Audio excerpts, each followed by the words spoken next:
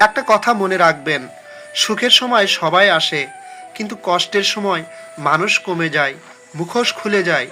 যখন আপনার কিছুই থাকে না, ঠিক তখনই বোঝা যায় কে আপনজন আর কে শুধু সময়ের অতিথি। আপনি কি কখনো খেয়াল করেছেন, আপনি হাসলে অনেক মানুষ পাশে থাকে, কিন্তু আপনি কাঁদলে চারপাশ হঠাৎ নীরব হয়ে যায়? কারণ সবাই শক্ত মানুষ পছন্দ করে, কিন্তু কেউ ভাঙ্গা মানুষ সামলাতে চায় না। যখন আপনার টাকা ছিল, পদ ছিল, সুযোগ ছিল, তখন ফোন বেজেছে, মেসেজ এসেছে, ডাক পড়েছে। কিন্তু যখন আপনি ভেঙে পড়লেন, একটা ফোন বন্ধ, একটা মেসেজ সিন হয় না, একটা মানুষও পাশে নেই, ঠিক তখনই আপনি মানুষ চিনলেন।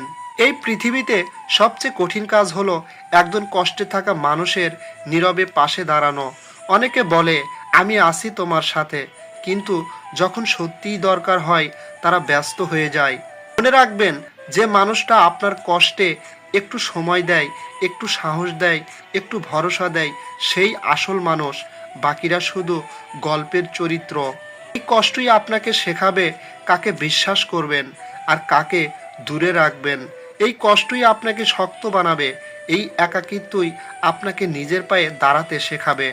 একদিন আপনি এতটা শক্ত হবেন যে কারো চলে যাওয়া আর আপনাকে ভাঙতে পারবে না।